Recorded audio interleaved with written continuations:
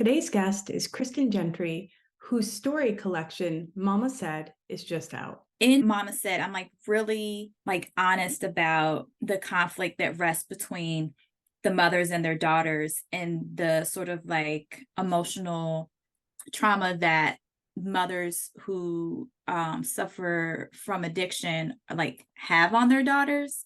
I'm very honest about that, but and sometimes it hurts, when your mother's not there for you, whether physically or emotionally. But forcing myself to be honest also means showing that there's still love Mhm, there, mhm, there's still joy mhm.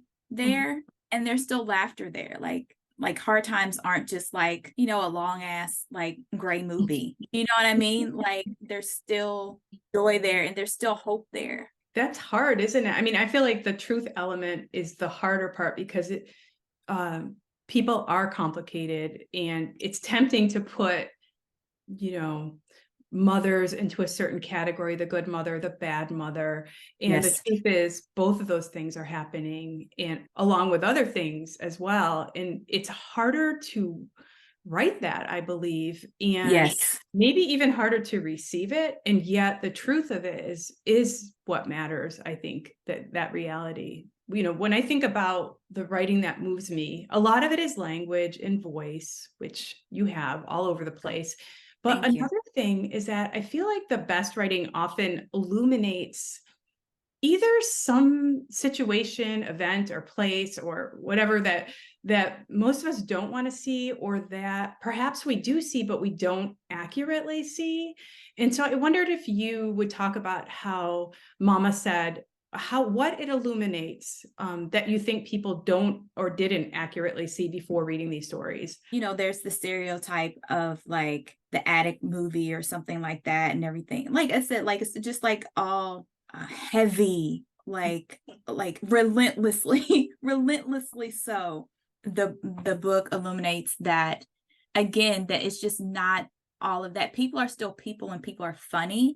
And Mhm. even some of that pain is funny. I mean, comedians, hello, that's what they do. You know what I mean? They're turning all of that pain into laughter. That's like a coping mechanism, right? It's also Yes. that some things are Yes. just really funny, but it is coping. It's how you can't let yourself get weighed down by everything, or you'd never move forward.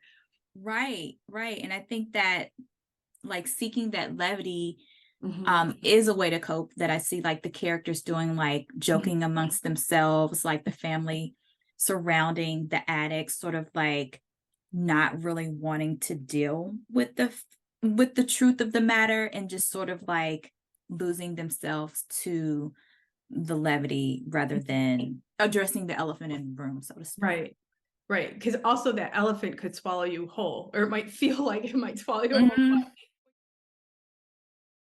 So I'm gonna read from a short story in the collection called Animal Kingdom. The news was starting on TV. It began with derby coverage at Churchill Downs, the favorite horse, celebrities in town. But it wouldn't be long before the anchors launched into routine reports of who had gotten shot, stabbed, and raped, and flashed mugshots of shady people looking their worst, reminding Aunt Sandy of all the bad that could happen in the world. This would make it harder for Angel to leave. She told Kayla and Jade she'd meet them at the store around the corner at 6, and she was already late. I'm going to the park. Angel threw the words behind her as she stepped into her tennis shoes at the front door. With Leanne, she added, because Aunt Sandy liked Leanne and her deferential yes and no ma'ams. Aunt Sandy placed the phone face down on the wide crest of her right breast. For what? Angel hadn't thought she'd been paying attention. She could have walked out the back, but didn't want Aunt Sandy to be called the police worried. If she knew Angel was out with a friend, she'd just wait at home angry instead of driving around looking for her. Angel shrugged, just talking. She'd learned not to say hanging out because it sounded delinquent, reminiscent of running the streets, which is what Aunt Sandy was always saying Angel's mother, Maxine, did. It's raining, Aunt Sandy said, barely sprinkling. Angel flipped her jacket's hood onto her head and reached for the doorknob, even though she knew the statement of the obvious was her aunt's way of saying no. She got tired of her not just saying what she meant. Where you going? Aunt Sandy squinted at Angel like she'd shrunken into a seed, sprouting something strange. Angel sighed quietly, repeated, to the park with Leanne. I said it's raining. Aunt Sandy's voice rose. You'll get sick. It's 70 degrees. What'd I say? Aunt Sandy's thin, frowning eyebrows scrunched tight over her glaring eyes. It's Derby and it's too much going on out there, she said, softening her voice, likely trying to recover her delicate image in the presence of the man on the phone. Angel fought not to roll her eyes. Their street was dead, except for a faint thumping, a weak leak from the music playing at a backyard barbecue a few houses down. She was ready to be in Kayla's car on her way to the real party, with music beating in her chest like a new heart. Okay, we'll just stay inside of her house. Angel opened the door and closed it behind her. Aunt Sandy followed her, yelling down the porch steps. I'll be back by 9:30, Angel lied, and sped down the sidewalk. Later, Angel imagined Aunt Sandy would call one of Angel's other aunties and pace away the vacuum lines on the living room carpet. She would shake her head, yell, curse, and front about how she was going to beat Angel's ass when she came back, even though she hadn't whooped Angel even when she was little. She'd say she was going to take Angel's phone away. Ooh, just wait till she came home. Just wait. She'd say Angel was disrespectful, ungrateful, hard-headed, hot, just like her mama. So good. It's like the voice you were talking about, but also I like how closely Angel pays attention to everything and understands what the words really mean. Do you know? Like what's being said and then what that means, and how some kids really have to learn that. And then also the cultural background of the Derby and all of that that's going on, that most people outside of where you come from aren't going to really have had that experience. So thank you for sharing that. So just like, don't be afraid to be weird, or don't be afraid to be boring. I feel like those are the two major things that often stop me on the page when I'm writing. I'm like, this is boring as shit. Or like, oh no, that's too weird. I can't say that. I can't write that. And it's like, if it's boring, okay, just write through it. Maybe it'll get better. Or maybe in a couple of days you'll look at it and you'll be like, that's not boring. That's actually really interesting. And then, you know, as far as the weird thing, we're all afraid of being like, well, that's maybe some of us aren't afraid of being labeled as being weird and freaks or whatever. But yeah, like the weird people are the people who remind the rest of us that we're all not so different. But there's this character interview exercise that I return to time and time again. It's in Naming the World. I got it here. Brett Anthony Johnston. Okay. So I return to this one a lot, and basically it just asks writers to complete the phrases presented in the voice of the character, like allowing the character to speak. And so some of the phrases are, my favorite dinner is, during the most boring week of my life, the most annoying song of my high school years was. And so I chose those particularly out of the list because those are really interesting to me, because I'm always interested in what people are eating.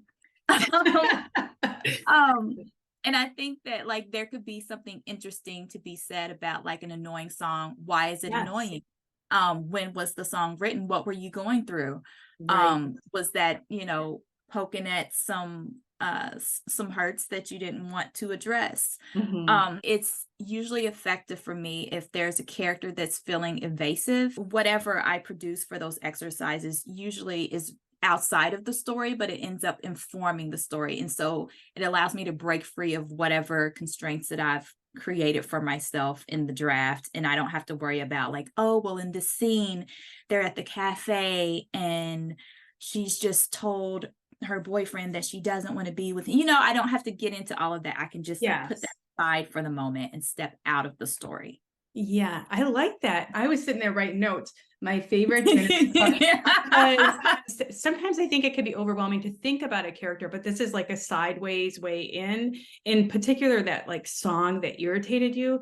It does Yes. everything you said, and it also just lets you know the things that grate on you, you know, or it just Yes. gives this texture, and also tells you about the time. Like, I don't know when Hungry Eyes was written, but I hate that. I'm like, you know, so it says something. It says something. And, you know, now that you brought up food, we used to get together and we'd write together in Rochester. And I miss you because I miss you, but I miss you because you were the person who actually got the food, and you would have the bacon sandwich and it smelled so good, and we're all just drinking our coffee. So my question is, if this were a real cafe, what would you order? Well, if there was a donut, I'd get a donut. There's always That's a donut. well, it's got to be a good donut though. If you could have dinner or a meal, it could be, well, I don't know why I say dinner. Could be brunch, could be lunch, it could be drinks.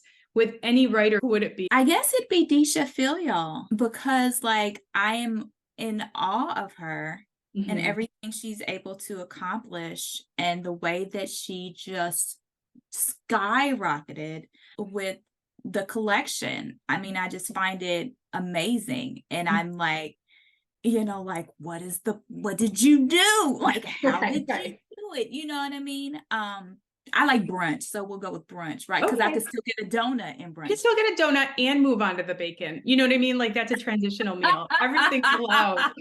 But you know But I what? don't eat Oh, bacon anymore though, because I'm vegan. you don't want to order vegan in Louisville, do you? I mean, are people going to pay that? I don't know how that's going to go over for you. The stories in Kristen's collection are as smart and funny, as serious and generous, and joy filled as she is. Check out the links below to order a copy and to learn more about Kristen's work. Thanks for stopping by the Memoir Cafe. I look forward to seeing you next time.